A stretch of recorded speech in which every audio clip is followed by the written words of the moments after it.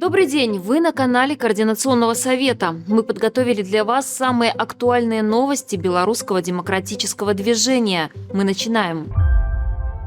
Польша продолжает жесткую политику в отношении лиц, связанных с российской пропагандой. На этот раз не пустили в страну молдавского блогера Габриэля Келлина, который ехал на рейсовом автобусе из Бреста в Варшаву. О своей ситуации Келлин сообщил 1 февраля в своем телеграм-канале. Цитата.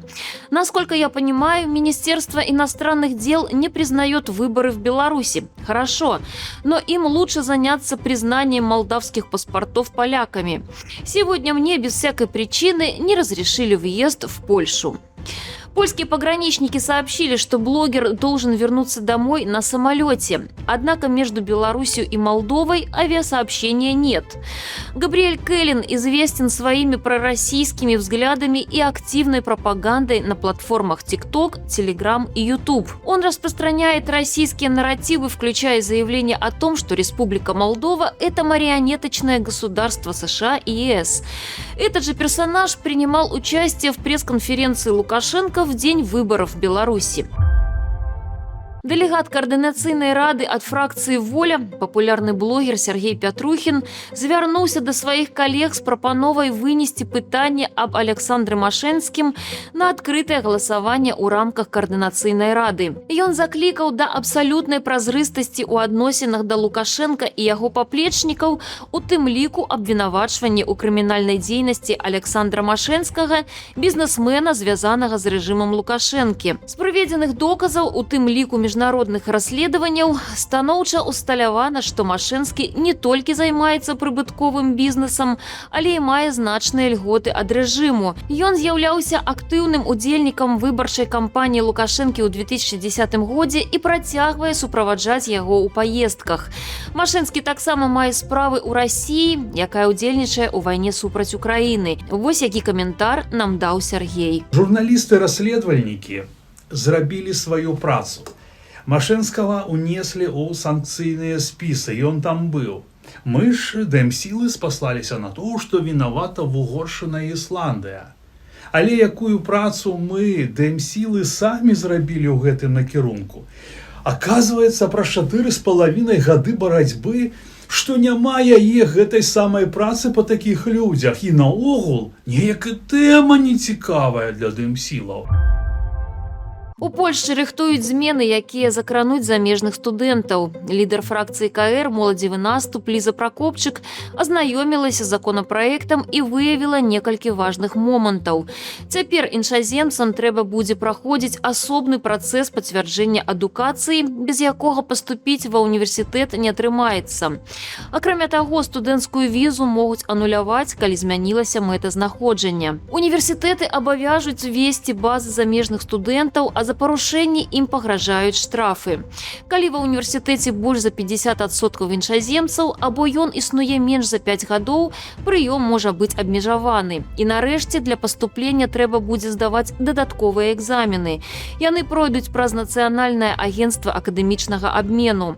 Гэта яшчэ не прыняты закон, але відавочна, вучоба ў Польшы становіцца больш складанай для іншаземцаў.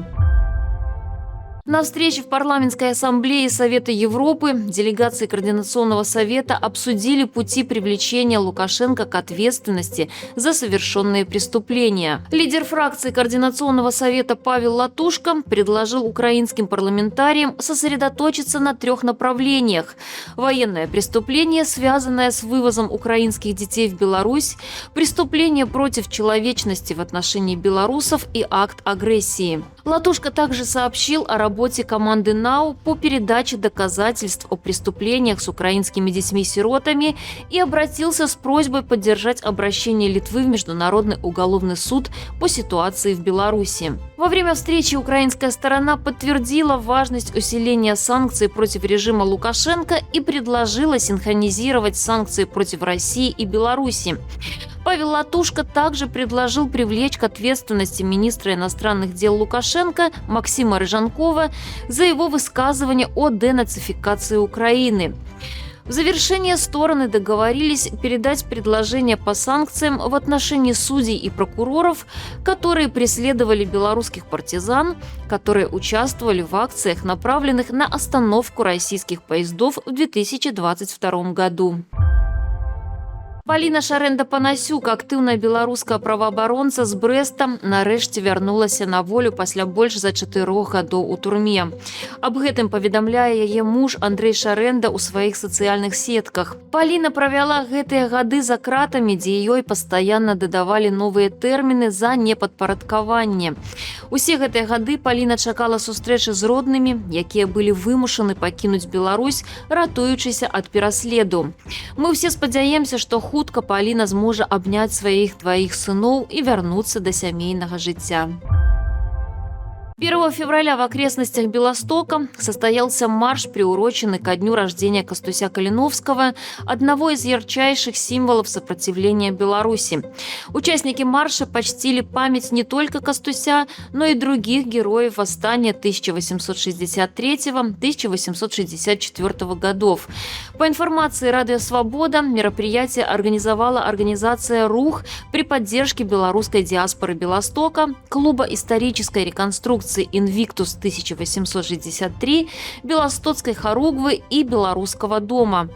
От городка до Моставлян, где родился Костусь, прошел автопробег, а общее расстояние 26 километров, ровно столько лет прожил национальный герой. В Моставлянах прошла торжественная часть. Кульминацией стало стихотворение Екатерины Водоносовой «Кассинерский бал», которое было посвящено борьбе белорусских патриотов. Чаліня фракцыі каманда «Латушкі» і «Рух за свабоду» Кацярына Водоносова ў сваім праекце «Нітка зорка» падзялілася цікавымі фактамі пра моду паўстанцаў 1863 года і іх спосабы барацьбы з зімовым холадам. Паўстанне Каліноўскага пачалося менавіта зімой, калі умовы для паўстанцаў былі найбольш цяжкімі. Уявіце сабе, наколькі складана прыходзілася людзям у тых умовах, у холадзе, а ў іх не было ні тэрмабялізны, ні мембранай вопраткі, ні тэрмасаў, ні нават намётаў такіх, як зараз. У той час верхняе адзенне рабілі пераважна сваячкі паўстанцаў і уніформа як такавая не існавала. Але ваяры, тым не менш, мелі ў адзенні характэрныя рысы, што дазвалялі ім вылучацца сярод іншых. Асобнай увагі заслугоўвае адзенне, якое было папулярным сярод паўстанцаў. Чамара, а таксама канфедэратка, рагатыўка сталі сімваламі гэтага часу. Паэт Адам Міцкевіч нават заклікаў насіць іх. Вы, маладыя і старыя, мусіце насіць паўстанцкія чамары, бо ўсе вы салдаты паўстання радзімы, пісаў ён у сваім творы. У відэа Кацярына распавядае, як гэтыя прадметы адзення выглядалі і ці былі яны толькі мужчынскімі, прапаноўваючы унікальны погляд на гістарычныя асаблівасці адзення паўстанцаў 1863 года.